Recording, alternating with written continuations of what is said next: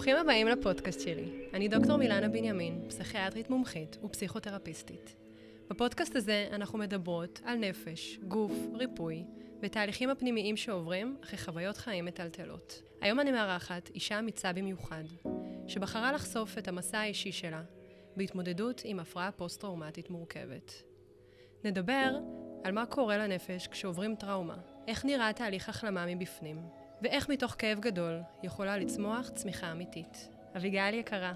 היי. אני יודעת שהדרך שעברת לא הייתה פשוטה. תודה שבאת ושאת בוחרת לשתף איתי את הסיפור שלך. תודה שמצאתי אותך. נתחיל מהיום. איך את היית מציגה את עצמך עכשיו, בלי לדבר על העבר? וואו, זו שאלה ממש ממש ממש קשה, כי אני לא זוכרת איזה פרק בחיים שלי שידעתי מי אני. אז את רוצה להציג את השם, היום את הגיל? אני יכולה להגיד שאני אביגיל, בת 32, והדבר היחידי שאני בטוחה בו ב1,000,000% היום, שאני רוצה לחיות. כי לא כל הזמן רציתי לחיות.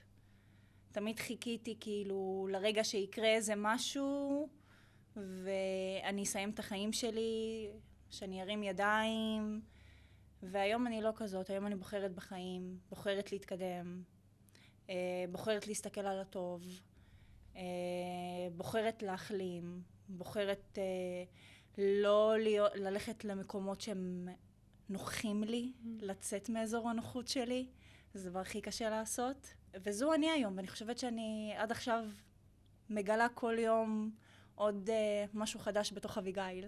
אני חושבת שהפתיח שלך לבחור בחיים גרם לי לצמרמורת. זו מילה מאוד עוצמתית.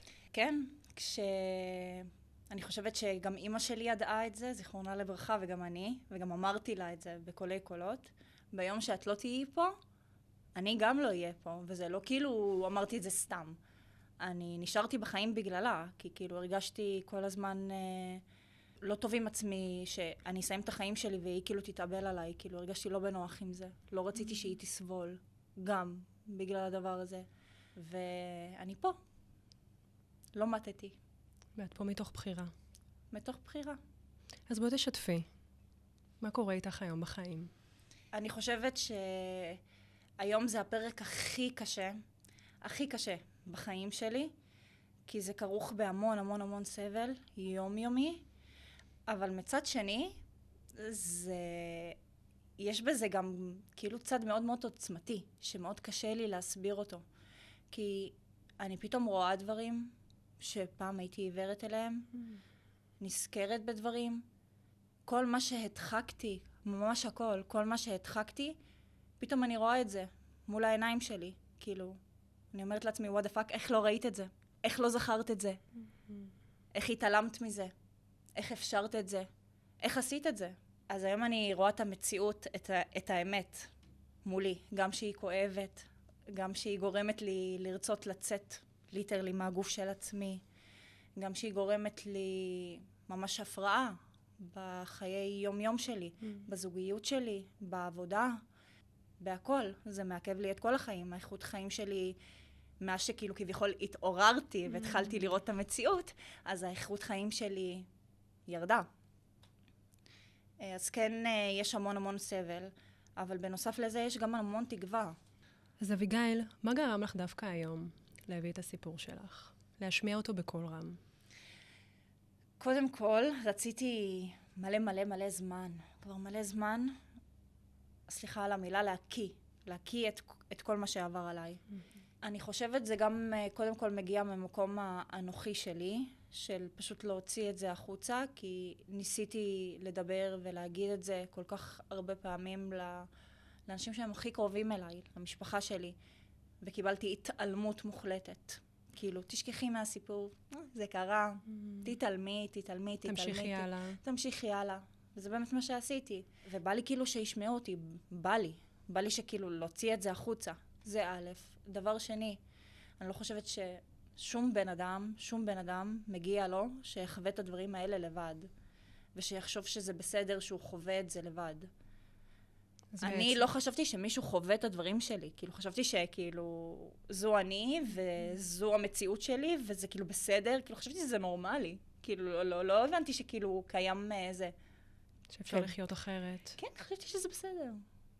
כאילו, חשבתי שזה נורמלי. וזה מלווה בחששות? שאנשים לראשונה ככה יחשפו לסיפור שלך? ברור. זה מעבר למפחיד. אני חוששת שזה יפגע לי בעבודה. אנשים אמרו לי שזה סוג של כתם. אני לא חושבת שזה סוג של כתם. אני חושבת שאין לי במה להתבייש. אנשים שעשו את הדברים שהם עשו, הם צריכים להתבייש. המעשים שאני עשיתי, אני לוקחת עליהם אחריות. כאילו, אין לי בעיה עם זה. הכל בסדר, טעויות, אנחנו בני אדם, טועים, עושים. אז זה בעיקרון כאילו לספר את הסיפור ולהבין שא' כן אפשר לצמוח ממקום. אני באתי ממקום מאוד מאוד מתעלל, אפל, ולבד. לבד.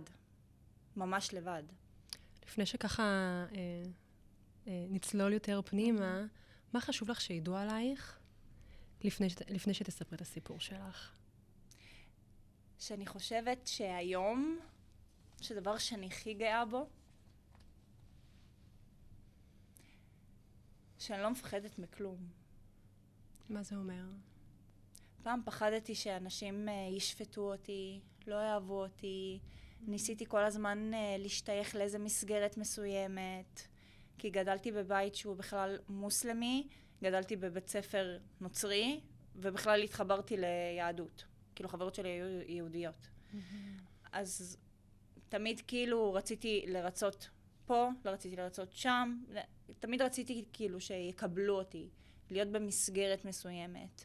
הרבה שאלות של זהות ושייכות. כן, ותמיד רציתי שכאילו אנשים יגידו לי, אוי, איזה טובה, את איזה חכמה, איזה ככה. תמיד רציתי שאנשים כאילו יאהבו אותי וזה, והיום לא. היום ממש לא. מי שיאהב אותי, יאהב אותי כמו שאני. אני לא אשנה את עצמי בשביל אף אחד. אני מקשיבה לך עכשיו, ואת מתארת באמת איזשהו תהליך מאוד מרשים שעברת. אני רוצה שנחזור להתחלה. לרגע הזה שהבנת שמה שקורה לך לא תקני. שאת צריכה לפנות למישהו לעזרה, להתחיל תהליך של טיפול. אני הבנתי שיש משהו לא תקין אצלי, מאז שאני זוכרת את עצמי, אבל התעלמתי מזה. אבל ההבנה הבוגרת שאני כן צריכה טיפול, זה רק אחרי שאמא שלי נפטרה. בת כמה היית? זה היה לפני 3 שנים. אז מה קרה לך? מה הרגשת באותו רגע? מה המחשבות שעברו לך בראש? זה כל כך נורא להגיד את זה. אני חיכיתי שאמא שלי תמות, כי ידעתי, ברגע שהיא תמות, הסבל שלי גם ייגמר. אז אמא השאירה אותך בחיים? אני חשבתי שגם אני אלך אחריה, אבל זה לא יצא ככה. אני ניסיתי כמה פעמים, בעלי עצר אותי. ניסית כמה פעמים, את מתכוונת? להתאבד. ניסית להתאבד? כן, כמה פעמים. איזה תחושות קשות, אביגיל. ממש, ממש. היה מאוד מאוד מאוד קשה. לקחתי את זה מאוד קשה, כי גם נפרדתי מאמא שלי, וגם באותה נשימה נפרדתי גם מהמשפחה שלי. זה כאילו, המשפחה שלי הפסיקה גם לדבר איתי בתקופה הזאת, וגם אמא שלי איננה, אז איבדתי כל עוגן אפשרית, כאילו, נשארתי כאילו לבד. כלומר, דווקא ברגע של הבדידות, של הלבד, כשאין יותר עוגנים, אין רשת ביטחון, הבנת שאת זקוקה לעזרה מקצועית? זה העניין, שדווקא שהם הפסיקו לדבר איתי, התחלתי לצמוח. כי הייתי בסביבה, וואי, כל כך קשה לי להגיד. את מתכוונת המשפחה? כן, קשה לי כל כך להגיד את זה, אבל זו האמת. הסביבה הייתה מאוד מאוד מאוד מאוד לא טובה לי. היא הייתה מאוד רעילה לי, אישית. כי הם לא הצליחו לקבל אותי, את השונה, כי אני שונה. אז תשתפי, איך היית בתור ילדה? מה הכוונה שונה? אני גדלתי קודם כל בבית מוסלמי. ילידת יפו, נכון? ילידת יפו. וכל החיים לא הרגשתי שייכת. מאיזה היבט? מהכל. כשאני אומרת לך מהכל, זה הכל. זה מהשירים, זה מהתפילות, מהחגים, חתונות. וואי, שנאתי חתונות. גם בזוגיות עם גברים ערביים, כאילו, התארסתי אין ספור פעמים. ניסיתי. כדי לרצות? כן. האירוסין היו בשביל לרצות את המשפחה? הרוב כן, כי ככה זה נהוג. באים לבקש את ידך, את כאילו אומרת כן. כאילו, זה נהוג. למרות שזה לא משהו שאת רוצה? אין רצון. גם הייתי ילדה שלא היה לי כל כך רצונות, הייתי בנתק כל הזמן. תסבירי, מה זה התחושה הזאת? היום אני כן יכולה להגיד לך, אבל בזמנו לא ידעתי את זה. עברתי התעללות מינית בילדות. אז כל החיים שלי זה היה כאילו, אמא שלי אומרת X, אז אני עושה X. אני רק רציתי לרצות. באופן אוטומטי, מנותק מהרגש? אין רגש. יש מה שצריך לעשות, את מה אין רגש. דורשים ממך. כן. את מבינה למה עשית את זה? זה היה מתוך מקום של פחד? שלא יאהבו אותך, שלא ירצו אותך? שלא יאהבו אותי. זה הדבר הראשון. שלא יאהבו אותי בבית.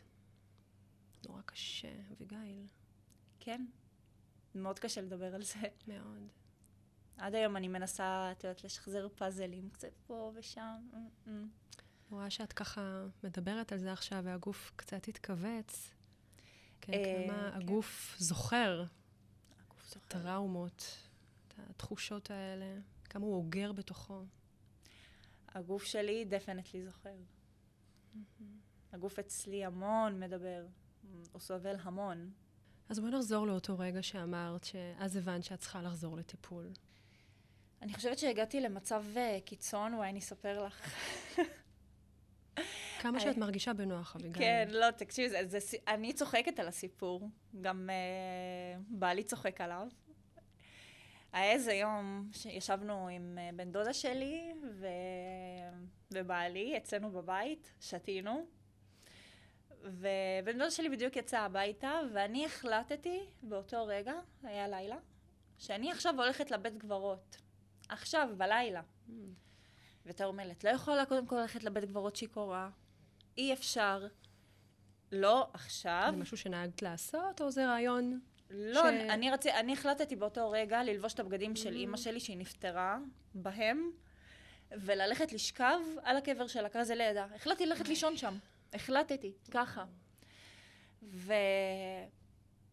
ויתר, לא, ויכוח, נכנסתי להתקלח עם הבגדים שהיו עליי, ויתר היה בשוק. אמרתי, הנה, אני לא שיכורה, ואז הוא התקשר לבן דודה שלי, נסענו לבית גברות בחולון, הוא היה סגור. אמרתי, מי סוגר בית גברות? אוקיי, לא נורא, אני אתאפס. בן דודה שלי, את משוגעת, מה את תופסת? ואז הבנתי, אוקיי, אביגיל, קורה לך משהו מטורף. את רוצה לקפוץ באמצע הלילה, שיכורה, בבית גברות. מה נסגר? ואת רוצה את אמא. ואני רוצה את אמא. כאילו, מה יש לך? סיפור מאוד נוגע ללב. כן, הרצון והכמיהה ככה להתחבר שוב עם אמא. אבל זה טירוף. וזה משהו שאפיין אותך, האימפולסיביות? כן. אני יכולה לשתף אותך באיזה סיפור שאני זוכרת שהיה לי המון המון המון בתור ילדה, ואף פעם לא הבנתי למה זה קורה לי. כשאמא שלי הייתה אומרת לי לא על משהו, הייתי חוטפת עצבים, מורידה את כל הארון בגדים על הרצפה, צורחת את החיים שלי, ואף אחד לא מבין למה. כולל אני. והיו קוראים לי מפונקת. היום את מבינה למה? כן, ברור שאני מבינה למה. לא יכולתי לשמוע את המילה לא. למה? מה זה היה בשבילך? כי אם זה הרצון שלי לעשות איזה משהו, למה אתם קובלים אותי? זה היה מרגיש לי כמו גבילה. כאילו שמו עליי אזיקים ומכריחים אותי לעשות משהו שאני לא רוצה לעשות. אבל זה קצת אותו סיפור כל הזמן, כן? הסיפור של החיים, שנולדת לתוך, כן, איזשהו בית ותרבות ושפה וערכים שפחות התחברת אליהם, וכל פעם דרשו שתהיי באותה מסגרת, ותתנהגי בהתאם למוסכמות החברה, ערכים בבית. אני יכולה להגיד לך בוודאות שאני תמיד הרגשתי אשמה בבית. שכאילו, בגללי הם סובלים. בגללי הם מדברים על המשפחה שלי. בגללי לא התחתנו עם האחיות שלי. בגללי אמא שלי תמות. כי זה גם מה שאמרו לי. אמרו לי כל הזמן, אמא שלך יחזור לסרטן בגללך, אמא שלך תמות בגללך, אמא שלך ככה וככה וככה. דוד שלי, בהלוויה של אמא שלי, הוא אמר, אמא שלה מתה בגללה, אל תכניסי אותה, כאילו. חושבת כמה אחריות הייתה עלייך. כן, כאילו. אני חושבת שאם אנחנו נדבר על זה, על מונחים של הטראומה, אז כן, את ככה דיברת על העצבנות והאימפולסיביות, ואנחנו תכף נוכל באמת יותר אולי לדבר על הדברים האלה, אבל אני חושבת כשאנחנו מדברים על טראומה מורכבת, כן, אולי בהשוואה לפוסט-טראומה רגילה, אנחנו מדברים על טראומה מתמשכת, או ריבוי אירועים טראומטיים. אני חושבת שאת עונה ככה גם על זה וגם על זה, שאנחנו מדברים על איזושהי טראומה בכמה רבדים, כן, יש את הפוגע, זה שפגע, השפיל, החריב את עולמך. יש את השלב השני של ההורה, המבוגר האחראי שהיה אמור לשמור עלייך, ולא היה שם. יש את המערכת השלישית של החברה, הבית ספר, הרווחה, המשטרה, איפה אתם? ואני חושבת שהרובד הרביעי שהוא הכי קשה, זה כבר את עם עצמך, האשמה שמופנית פנימה. אולי באמת אני גרמתי לזה, אולי בעצם אני אשמה. אז אני שומעת את הקול הזה אצלך ככה מאוד חזק. אני חושבת שאולי זה הקול שהכי קשה להתמודד איתו. הכי קשה. את מתמודדת איתו גם היום? אני יכולה להגיד לך שכאילו עם המשפחה שלי זה כבר לא שם, אבל בזוגיות זה כן רודף אותי. בזוגיות זה כן רודף אותי עדיין. אבל בוא נגיד על ענייני עבר, אני כבר בלב שלם יכולה להגיד שזה לא הייתה אשמה שלי. אני כבר יודעת להגיד את זה. אבל שאת שומעת כל הזמן שאת טיפשה. שאת אשמה. שאת גורמת לאסונות. וגם שאמא שלך אומרת לך גם, אני אמות בגללך יחזור לאסון. זה כואב. זה כואב. אני עד היום לפעמים כאילו מסתכלת על ההודעות, שאני רוצה לפקות. אני נכנסת ספציפית להודעה הזאת שאמא שלי רושמת לי. בגללך אני אמות בסוף. ואז אני בוכה. ואז אני כאילו משחררת. כאילו אני חוזרת לזה כדי לפקות. אז בואי נדבר רגע על הקושי הזה, שאת לא מצליחה לפקות, שאת מרגישה שמשהו מציף אותך, עולה, את לא מצליחה אין ביטוי. מה זה? לא מצליחה. משהו כאילו מת בפנים. לא מצליחה. אין. יש משהו אחד שגורם לי לפקות, וזאת אמא שלי. זו אמא. ושם גם, כאילו, נוצר מחסום בזמן האחרון, שאני עדיין כאילו מנסה להבין אותו. אולי קצת בגלל שיש כעס. זאת אומרת, המערכת מול אמא היא עדיין אמביוולנטית. כן. מערכת היחסים ביניכן, גם אחרי שהיא מתה. כן. היא לא הייתה ככה. רק התחלתי להיזכר בכל מיני דברים, זה נוצר קצת כעס, שאלות, דברים לא פתורים. חלק מהבחירה שלי, כשאימא שלי חלתה, אני פשוט ברחתי, כאילו. ברחתי לחיי לילה, ברחתי לשתייה, לאלכוהול.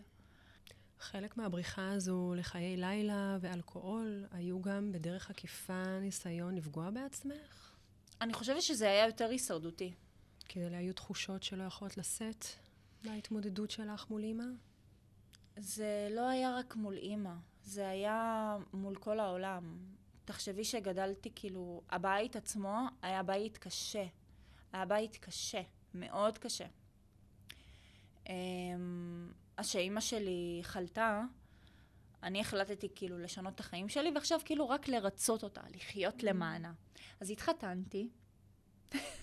למענה. והתגרשתי אחרי חודשיים, נישואים, אם אפשר לקרוא לזה. ואחרי זה היא הסתכלה עליי ואומרת לי, תודה שניסית, אני יודעת שעשית את זה למעני, וזה כל כך חימם לי את הלב, שהיא ידעה שעשיתי את זה למענה. ואמרתי לה, תקשיבי, אני הולכת להקפיא ביציות, לא לדבר איתי על גברים, אינני מעוניינת, תודה רבה, סיימתי, לא רוצה. ומהיום אני חיה למה אני. כי נפגעת? נפגעת מגברים? נפגעתי מלא מגברים, אבל הוא לא כל כך היה אישיו. הוא לא כזה האיש, הוא פגע בי, כן? זה לא שהוא לא פגע בי. הוא פגע, כאילו, נפרדנו, ואחרי שנפרדנו, הדבר הכי פגע בי, הוא היה צריך לשלם לי סכום של כסף, ובגלל שהוא לא רצה לשלם את הסכום של כסף, הוא נתן לבני משפחה שלו מהכלא להתקשר אליי, לטלפון.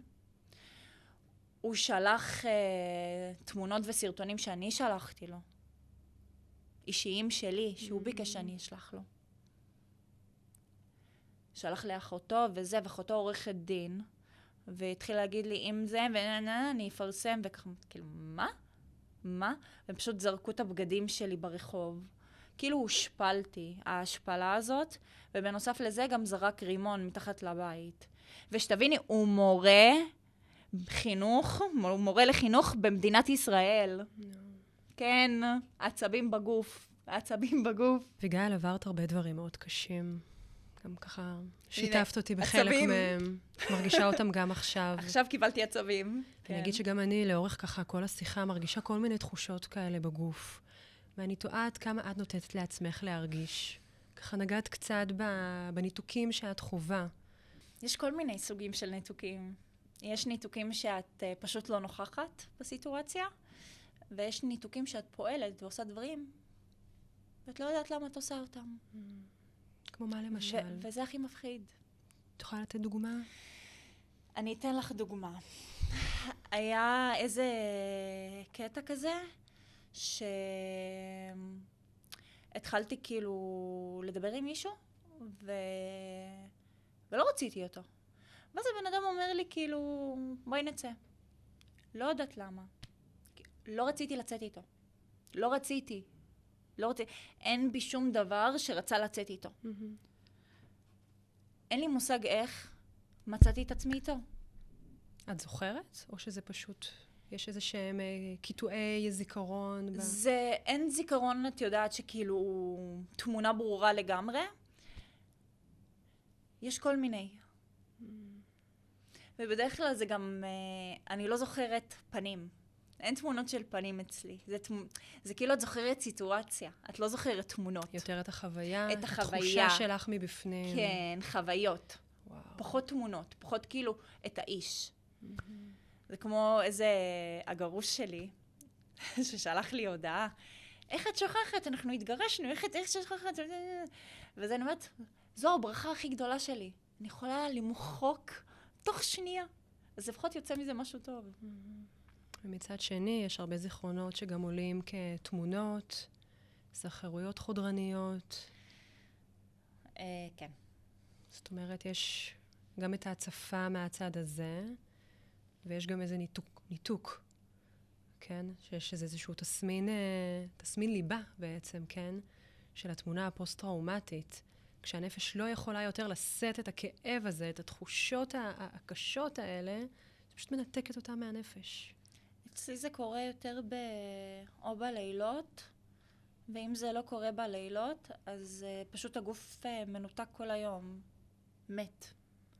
אי אפשר לזוז. מה קורה לך בלילות? המוח אוכל את עצמו, זה מרגיש ככה. זיכרון. תמונה. כאילו זה תמונה בולה, תמונה, ככה. פלשבקים וזיכרונות והרבה מחשבות. כאילו כל החיים. זה כמו שמתארים מוות, שאת הולכת למות, ומראים לך את כל החיים שלך לפני המוות. ככה זה. זה נורא מתיש. כן, ובאותם רגעים לא ידעתי שזה כאילו טראומה, כאילו לא ידעתי מה זה טראומה. חשבתי שזה סתם כאילו איזה שיגעון שלי, כאילו, לא הבנתי כאילו מה קורה לי. היום את מבינה שזה אחד מתסמיני הליבה של העוררות של הטראומה. כן. שגם יכולה להסביר את תחושת הדריכות, את האימפולסיביות. כן, כי הגוף שחווה טראומה, האנרגיה נשארת בגוף, הוא נשאר דרוך כל הזמן. כן, האנרגיה הזאת של החוסר מוגנות, היא נשארת. כמו שאמרנו בהתחלה, הגוף זוכר. הגוף זוכר. מאוד זוכר. מאוד. והיום אני יכולה להגיד את זה כאילו... כל כך הרבה שנים ניסיתי להבין למה אני מרגישה ככה, ולמה אני חווה את דברים כאלה, למה יש לי פחד מ-X, למה יש לי פחד מ-Z. זה לא סתם פחד, כאילו, יש לי פחד גבהים, זה לא זה. או, יש לי פחד ממקומות סגורים. את מפחדת לפעמים מריח. מה הוא מעורר איזשהו זיכרון ישן? אז אצלי בהתחלה זה לא היה זיכרון, זה היה מעורר אצלי חרדה, זה פתאום אני נבהלת. מה קורה? הגוף הגיב עוד לפני שאת הצלחת להבין במה מדובר. כן. ואצלי זה בריחות, פחות בתמונות. ריחות, אקלים, אם זה בוא נגיד גשם, חורף, קור, אני שונאת קור. כזה תחושות שמציפות. כן, כן. כשקר, אין אותי. אין אותי. אחת הסיבות שאני פה. פה בתאילנד, את מתכוונת. אז את אומרת בעצם, זו הסיבה למה את עברת בעצם לחיות במקום אחר. כן. זה רק בגלל האקלים, או שהיו עוד סיבות שהביאו אותך? זה באמת לא זה. אני רציתי בכלל להישאר בארץ. זה היה יותר בעלי. פשוט כאילו היינו בערך דבש בתאילנד, וזהיתי שכאן פתאום התחברתי לעצמי יותר. וזה מוזר. מה זה אומר? השקט אפשר לי להתחבר יותר לעצמי. כי בארץ אין שקט. ואת מרגישה באופן כללי שהרבה דברים, או החיים עצמם, מהווים טריגר עבורך? כאילו יש טריגר בכל מקום כל הזמן? בארץ הרבה יותר. נכון שיותר קל לי בארץ מבחינה חברתית, מבחינת עבודה, הגשמה עצמית, מבחינת הכל, כאילו, יותר קל לי בארץ. הרבה יותר קל. יש לי לאן לברוח בארץ. כאן לפעמים, כאילו, אני לא מוצאת את עצמי. כאילו, מאוד קשה לי. אבל המקום הזה כן מאפשר לתקופה מסוימת, אני חושבת, לפחות. כאילו, להחלים. כאן צפו לי המון דברים, שבארץ בחיים זה לא היה צף. אז איך את מבינה את זה? למה דווקא פה, ככה בשקט שתיארת, בהיעדר הטריגרים, הדברים התחילו לצוף? כי אין לי לאן לברוח. את עם מחשבות תתמודדי. יש שקט. לאן היית בורחת? חברות, שוקעת בעבודה. מנסה להסיט את המחשבות, כן, את הקשב. כן, לכל מקום אחר. וזה קשה, כי לפעמים הבריחה שאני בוחרת לברוח היא לא תמיד טובה, והיא לא תמיד בריאה, זה לא תמיד באמת לעבודה, או למכון כושר, או לחברה. לפעמים זה הולך למועדונים, לפגיעה עצמית במקומות אחרים, וכל מיני דברים כאלה. זה מאוד קשה לשמור על אלה דפוסי התמודדות שככה סיגלת לעצמך בגילאים צעירים, נכון? כן. הפוגנים. כן, וזה סופר קשה. סופר קשה, במיוחד שאת נמצאת במדינה זרה שאין לך כאן עוגנים, ואין לך כאן על מי לסמוך. בארץ היה לי כן אנשים שאני יכולה להגיד שכן הייתי יכולה לסמוך עליהם, לשתף אותם וכאלה. הצלחת לתת אמון? כן. באנשים? כן. כאן יש לי שתי בנות שאני כן יכולה לתת בהן אמון. את התחברתי אלייך מאוד. מאוד. אבל חוץ מזה, זה מרגיש שכאילו כל פעם בוא נגיד לפני יומיים, רק רציתי לדבר עם מישהו, להוציא את זה החוצה. עם בעלי אפשר לדבר כי זה היה כאילו איתו. רק רציתי כאילו לפרוק, לדבר, או סתם לקבל חיבוק, כזה. כאילו אמרתי, מי? אין. אין. נשמע בודד. גם לא היה לי. את יודעת אם שאני חושבת על זה. גם בבית לא היה. לא היה לי בחיים. שסתם ככה מישהו הביא לי חיבוק, ויגיד, אני מבין אותך, כאילו. like, you know, I know, כאילו כזה. בלי שכאילו ציפייה לכלום מהחיבוק הזה. לא שאם תתנהגי טוב אני אתן לך חיבוק. אם את בסדר איתי אז אני אתן לך חיבוק. כאילו חיבוק, ככה, של אני מבין. כזה. ואת חושבת שההיעדר הזה שנוצר, הוא קשור לטראומה? שאולי משהו ביחסים שלמדת לרקום, או לבטוח באחרים, או אמונה, דפוסים התקשרותיים. את חושבת שזה קשור לדברים שעברת? אני חושבת אני חייתי בדיזני עד תקופה מסוימת. מה זה אומר? בטחתי באנשים מאוד. האמנתי באנשים מאוד. ניתוק, כנראה. wishful thinking. עד היום בעלי אומר לי, את wishful thinking. אבל זה מה שגרם לי לשרוד עד היום. כנראה שזה מה שנאחזת פה, כן. באמת. כן, כן. עד גבול מסוים היום, כן. עד שקרה משהו כאילו שכבר אמרתי לעצמי, את לא יכולה לסמוך על אף אחד יותר. והיום מאוד מאוד קשה לי לסמוך, מאוד. אני סומכת על האינטואיציות שלי. כאילו, אני מזהה מתי הבן אדם כאילו באמת בא אליי ממקום של פיור, או לא. זאת אומרת, שוב הגוף מדבר, מתי הוא מזהה, באופן אפילו לא מודע, סכנה, שהמקום הזה לא טוב לך, ומתי את יכולה לבטוח. כן, ואני תמיד כאילו גם בודקת את זה לפני, זה לא שאני כאילו ישר שופטת, כן? אבל רוב הפעמים אני גם צודקת. מה עזר לך לפתח את המיומנות הזאת? את האמת שזה התחיל מהטיפול, כי לא שמחתי על עצמי. זאת אומרת, מעבר לבדידות גם לא היה לך את עצמך. לא, לא היה לי את עצמי בכלל. אני פשוט זרקתי את עצמי ואמרתי, אוקיי, שמישהו יטפל בי, שמישהו כאילו זה... כאילו לא טיפלתי בעצמי, זה העניין, כאילו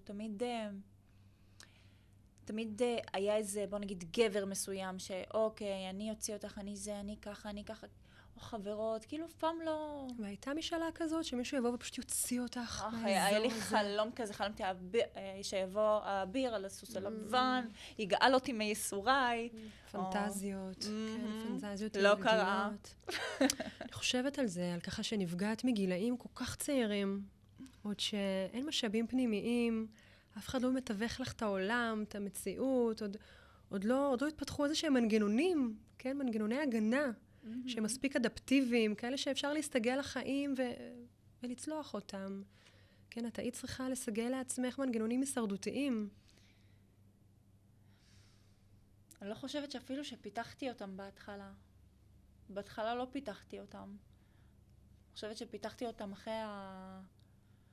בגיל 18 וחצי, 19, אחרי האונס, פיתחתי אותם.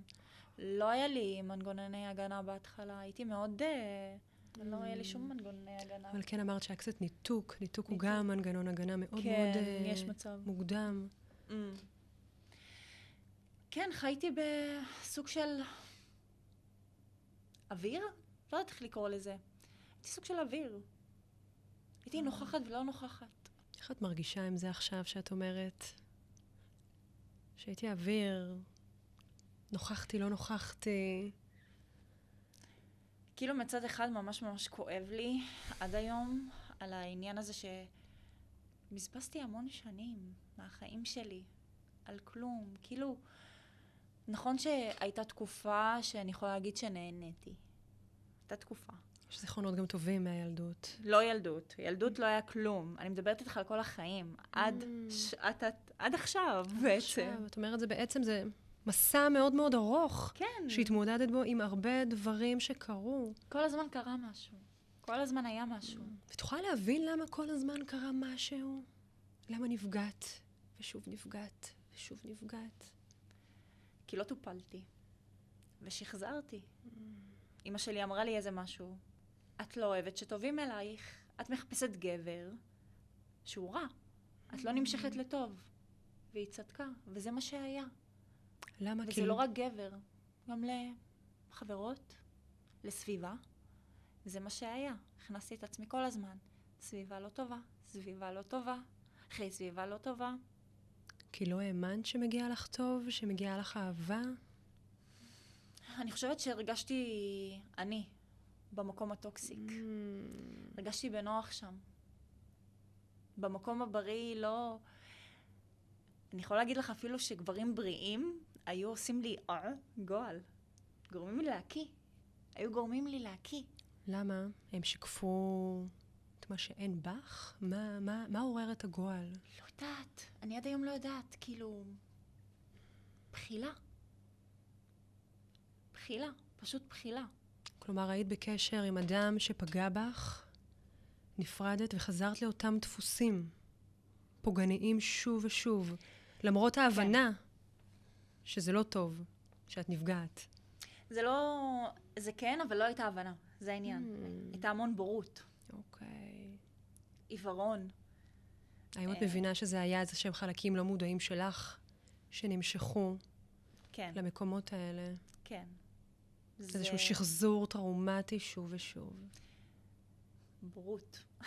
אני קוראת לזה בורות. חוסר ידע, בורות. ובעיקרון הרס עצמי. המון הרס. המון. המון, המון, המון, המון, המון.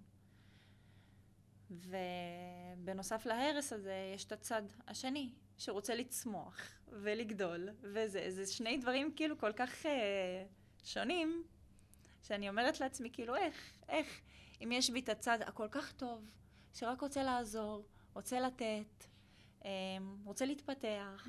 תשתפי על החלקים האלה. אני יכולה להגיד לך שכל החיים רציתי להתנדב, ועשיתי את זה המון. התנדבתי המון. היה צורך לתת. כן, תמיד רציתי לתת. הרגשת שיש לך מה לתת. כן. מצד שני, עם עצמי, בבית, מישהו יכול להגיד לי איזה מילה, בתוך הבית. הייתי יכולה כאילו בשנייה כל השדים יוצאים החוצה, להתעצבן, לקלל, להתלהם, בתור ילדה, כן? וכאילו זה מ-0 ל-100. ובתור ילדה דווקא הייתי ילדה טובה. מה זה אומר ילדה טובה? בתור ילדה הייתי יותר מרצה, הייתי שקטה יחסית. לא הייתי עושה כל כך בעיות. התחלתי לעשות בעיות דווקא בגיל יותר מבוגר. מה קרה לך בגיל היותר מבוגר? אונס. זה מה שקרה. עזבי את האונס, זה שימי בצד. הבן אדם, מה שהכי כאילו הכאיב לי, שהוא ליטרלי גרם לי להאמין, שהוא גוסס מסרטן מוח, הוא הביא לי פתקים מהרופא, והראיתי לאמא שלי, אני זוכרת עד היום, היא שכבה על הספה, היא בדיוק החלימה מסרטן שני, והראיתי לה, והיא אומרת לי, איך זה הגיוני? כאילו, צעיר, וזה מה, סרטן במוח? האמת לי, משהו לא תקין שם. בקיצר, הוא עשה את מה שהוא עשה, הוא... כאילו הוא עשה את זה באופן מניפולטיבי. כן, הוא כאילו, אחרי שהיינו מאורסים ונפרדנו, והוא פשוט רצה, הוא לא רצה להתחתן איתי, הוא לא רצה כלום, הוא פשוט רק רצה לשכב איתי ולזרוק אותי. זה מה שהוא רצה, זו הייתה המטרה שלו מההתחלה. הוא לא הצליח לשכב איתי כאילו תוך כדי האירוסים, כי כאילו זה לא נהוג אצל מוסלמים. אז הוא אמר, אוקיי, אז יאללה, בוא נעבוד עליה, נגיד שאני חולה XYZ, ויאללה. ובאותה תקופה למדתי ליד קמפוס ברושים במכללה האקדמית. מה למדת? מנהל עסקים ושיווק. עשיתי קורס, התחלתי אותו ולא סיימתי. כי בדיוק קרה את מה שקרה. הוא הגיע מהצפון, יש לי כאב ראש, בואי נלך לזה, לא יכול זה. היה איזה חדר, הזכרת חדרים ממש ליד הקמפוס ברושים. ואמרתי, טוב, הבן אדם כאילו גוסס, לא, בוא נלך, מה כבר יכול לקרות? הייתי איתו כבר בסיטואציות כאילו שאנחנו באותו חדר ולא קרה כלום, כאילו אני סומכת עליו. והגענו לחדר, הבאתי לו מים וזה, ואז פתאום אני רואה את הבן אדם כאילו מתנפל עליי, ואני כאילו נכנסתי למצב של קיפאון, אני קפאתי בהתחלה, ופשוט קרא לי את הבגדים, התחלתי לצרוח, דחפתי אותו, כנראה הבעלים של המקום התחיל לדפוק על הדלת, הלו, הכל בסדר, הוא סתם לי את הפה, ואני כאילו נוטפת, תקשיבי, נוטפת דם, נוטפת, הכל דם.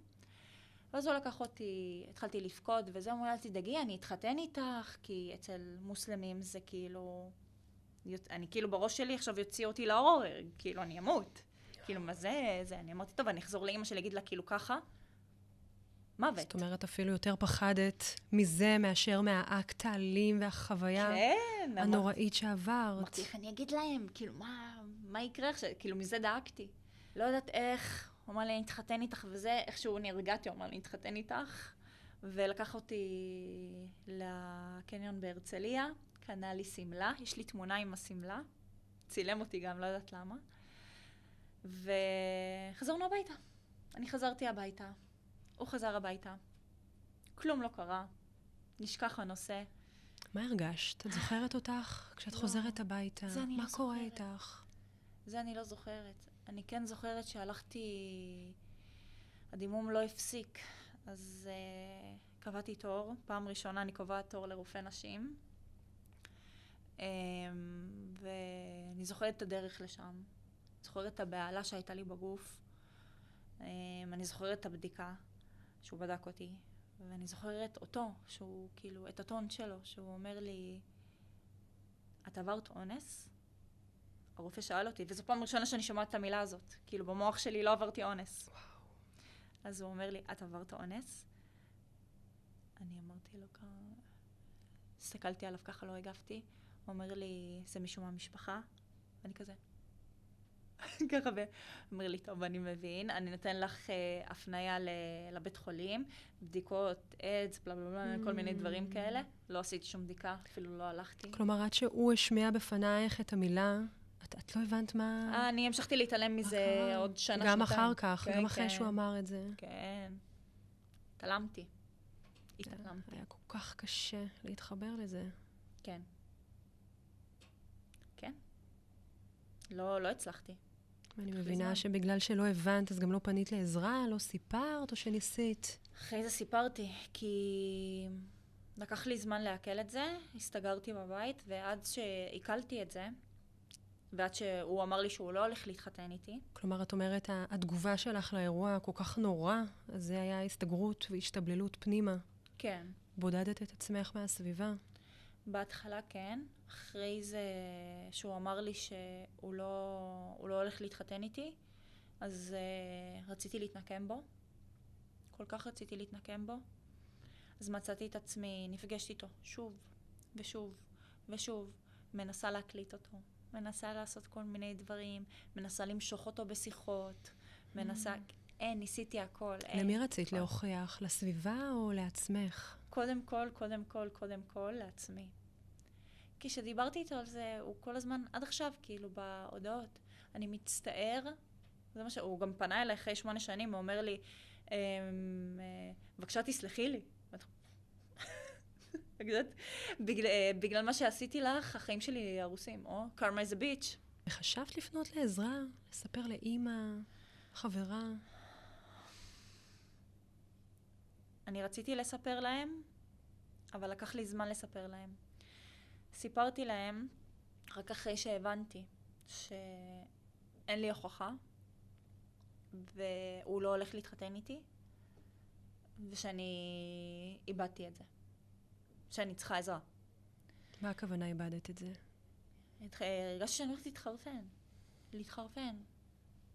הרגשתי שהגוף שלי מחולל. הרגשתי מה אני עושה עכשיו עם החיים שלי? זה כתם. זה כאילו מה... אף אחד לא יתחתן איתי, אף אחד לא ירצה אותי. מה אני עושה? נפגשתי איתו איזה יום שניסיתי להוציא ממנו מידע.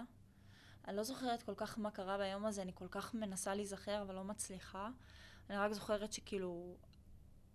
אני חושבת ששנינו היינו אלימים אחד לשני. שנינו. והתקשרתי לאבא שלי בוכה, זה היה יום גשום.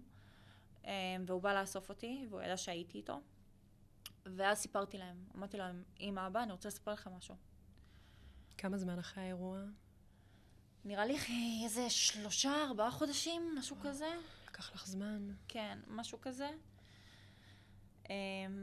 אז נכנסתי לחדר, לאבא שלי. אמרתי לו, תקשיב, אבא, עברתי אונס בזה. הוא פשוט אפילו לא הסתכל לי בפנים, כלום. המשיך כאילו בשלו, והוא אמר לי, אני ידעתי שתעשי את זה, ככה. אני ידעתי שתעשי את זה. זה מה שהוא אמר לי. אני הולכת לאמא שלי לסלון, היא מסתכלת עליי בפרצוף זעוף. למה סיפרת לאבא שלך? כאילו כוסת על שסיפרתי לאבא שלי, וכאילו לא ידעתי מה לעשות עם עצמי. פשוט נכנסתי לחדר, בכיתי, ואז יצאתי, אמרתי, טוב, תגידי להם שלא קרה כלום, שאת בסדר, שסתם שיקרת. אמרתי להם, שיקרתי, הכל בסדר, זה שקר, וזהו. הנושא נמחק. זהו, ככה זה נסגר. הם יודעים שכאילו, שזה קרה. הם יודעים. הם ידעו שזה קרה. גם דיברנו על זה אחרי המון. שוב, התמה הזו של בדידות, להתמודד לבד מול העולם, מול הרוע, מול האכזריות, מול הכאב, כל הזמן לבד. כן. זה מה שהכי פגע בי. שכאילו, איך אפשרתם שנתמודד עם זה לבד. למה לא לקחת אותי לרופא? מינימום, רופא שיבדוק אותי, שהכל תקין. את יודעת מה? גם שאמרתי שאני משקרת. למה הבת שלך משקרת על נושא כזה? קחי אותו לטיפול, כאילו, תביני. מה הבעיה שלה? כאילו, משהו? כלום. דממה. דממה. ומאותו רגע, כאילו, יש רק כעסים עליי, זעם כלפיי, והחיים שלי השתנו, ואז יצאתי החוצה. עזבת את הבית. לא בדיוק עזבתי את הבית, אבל יצאתי לרחוב. חברות, אלכוהול, גברים. פנית לדרכים ככה אחרות, לטשטש את הכאב. הייתה לי תקופה כאילו שהיא כיפית. עד ש... הכל עד ש... עד ש... מה זה אומר תקופה כיפית? בהתחלה גיליתי כאילו עולם מבחינתי. פתאום מצאתי אנשים שאני מתחברת אליהם, שאנחנו סוף סוף מדברים אותה שפה. סוף סוף כאילו אנשים שכאילו מבינים אותי, שאני מבינה אותם. 19 וקצת. ילדה. כן, ילדה. גם תביני, כאילו הייתי תמימה. גדלתי כאילו בבית שאני לא יודעת מה זה, את יודעת, חיי לילה, סקס וכאלה. אין לי מושג, כן? הייתי תמימה, למדתי הכל כאילו מהרחוב, אפשר להגיד את זה ככה. הרחוב לימד אותך. אני זוכרת שהיה לי ידיד גיי, הוא לקח אותי לאיזה מועדון של גייס, פעם ראשונה, כאילו, הסתכלתי ככה, מה זה המקום הזה? ילדה שכאילו בכלל באה ממקום סגור לגמרי. נחשפתי גם לעולם חדש, שזה בסדר שאת שונה. גם שם הרגשת שונה? לא. שם הרגשתי שזה בסדר. כאילו, כולם שונים. כולם, כאילו, כל אחד מביא את האישיות שלו. כל אחד מביא את הדעה שלו. כל אחד מביא את החיים שלו, וזה בסדר. וזה מתקבל. אז מה בתוך העולם הזה, שאת אומרת, היה כיף עד ש... מה קרה? עד שהכרתי בחור. שוב אותו שחזור. זה שוב אותו שחזור, ושוב אותו זה, על אותו נושא. אמא שלי שוב חלתה בסרטן, ובאותה תקופה גם איזה בחור שלח לי הודעה בפייסבוק, על היום הולדת שלי. עכשיו לי מזל טוב, אנחנו לומדים באותה אוניברסיטה, ככה, אני לומד מחשבים, ואמרתי, איך אני לא מכירה אותו, וזה, בלה בלה בלה. בואי נכיר. אמרתי, סבבה. נפגשנו, דיברנו וזה. נראה לי בחור בסדר גמור. באמת, כאילו. עכשיו, היום אני יכולה להגיד שנמשכתי אליו כי הוא לא היה בסדר גמור. כאילו, היום את מבינה מה משך אותך. כן. כן, שזה לא מקרי. לא מקרי בכלל, כי היה דפוק לגמרי. זה מה שמשך אותי. ואולי זה גם לא מקרי שזה בדיוק בתקופה שאימא שוב חלתה. שוב. כן.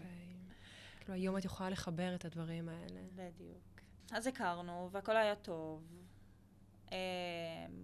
עד שגיליתי שבדרך ממש לא נעימה, גיליתי שהבן אדם היה בכלא על חטיפה. ומאז החיים שלי הפכו להיות שחורים, ושאני אומרת שחורים, זה שחורים. בת כמה היית באותה תקופה? 23, משהו כזה. אני יכולה להגיד לך שכמעט במשך 1.5 שנה התעללות. מכות. על בסיס כמעט יומיומי. מעבר למכות. הייתי צריכה להיות שם, כי אם אני לא שם, אז זה יקרה למישהו מהמשפחה שלי משהו. אז כאילו כבר הגעתי למצב של אני אתחתן עם הבן אדם, רק שהמשפחה שלי יהיו בסדר. כאילו כבר התמסרתי לתהליך, כאילו אני נכנסתי לתוך זה, כאילו חייתי את החיים האלה, פשוט חייתי את זה. קיבלת את זה. כל כך הזיה. כאילו שאני חושבת על זה היום, זה פשוט הזוי. כל כך, היום לא הייתי עושה את זה, כאילו definitely not, כאילו הייתי בורחת. אבל זה, באותה תקופה זה היה לי נראה לי כל כך הגיוני, כאילו להישאר שם. ולשמור על הבית. ולשמור על הבית, כי זה שוב בגללי. אם יקרה למישהו משהו זה בגללי. לא יכולתי לשאת את האשמה הזאת. רגש קשה. כן. לא יכולתי. אז נמשכתי לשם, נשארתי שם, עד שזה הגיע למצב שהבן אדם חטף אותי באיומים. זה לא שכאילו הוא לקח אותי, אמר לי, אם את לא עולה עכשיו לאוטו, אני שולח לאח שלך את התמונה שלי ושלח תמונה אינטימית במיטה. סחט אותך. כן. ואני יודעת, אם אני אשלח לאח שלי את התמונה, לא חוזרת הביתה בחיים, כאילו, אין דבר כזה. אז עליתי לאוטו, והוא נעל את הדלתות. אני רואה אקדח. קיבלתי שוק. כל הנסיעה, צרחות, מנסה לפתוח את הדלת. אף אחד אפילו גם לא רואה, כאילו, אני דופקת על הזה, אף אחד כאילו ברחוב כל הדרך מעזריאלי, כי עבדתי באותה תקופה בעזריאלי, מעזריאלי עד לוד, אני דופקת בדלתות, אף אחד לא שם לב, אף אחד לא כלום. אני חושבת, את יודעת, אני מתארת אותך ככה באוטו, דופקת ומנסה לקרוא לעזרה, ואני אומרת, את כל פעם מנסה שכן יהיו שם לצידך, כן לזעוק לעזרה, כן סיפרת להורים, כן ניסית, וכל פעם נשארת עם זה לבד. דווקא איתו, אמא שלי כן ניסתה לעזור כמה פעמים, אבל שוב מצאנו את עצמנו, הולכים שוב למשטרה, אומרים, סורי שיקרנו, כי הבן אדם מאיים עלינו. מתוך פחד. מתוך פחד. אתה יודעת כמה תלונות פתחתי? עד עכשיו התיקים פתוחים במשטרה. עד עכשיו. ספציפית נגדו? נגדו. נראה לי שזה 5-6 תיקים פתוחים נגדו. כי צו הרחקה. אין. זאת אומרת, דווקא שם בהתמודדות אמא הייתה איתך. כן. אז איך זה היה להתמודד ביחד עם אמא? נגיד להבדיל מהתמודדויות אחרות. אני חושבת שלקראת הסוף של כל הסיטואציה הזאת, שהיא ראתה שאני ממש ממש סובלת, כאילו הייתי מגיעה אליה הביתה עם פנסים בעיניים, שבורה בכל הגוף, בלי טלפון, בלי תיק, הוא היה גונב לי את הטלפון ואת התיק, כאילו כי הוא רצה לשלוט לי על החיים כל שנייה, והייתה כאילו באה ומחבקת, וזה זה היה בשבילי הכל, זה היה נותן לי את הכוחות כאילו להמשיך. כמה זה משמעותי. איזה משמעות. שלפחות יש מישהו אחד שנושא איתך את הכאב ואת הפחד. תמיד אמרתי, ותמיד אני אומר את זה, וזה לא סתם משהו כאילו קלישאתי ובשמיים. באמת אהבה וחיבוק יכול לרפא הכל. ואני לא אומרת את זה סתם, באמת, זה מרפא.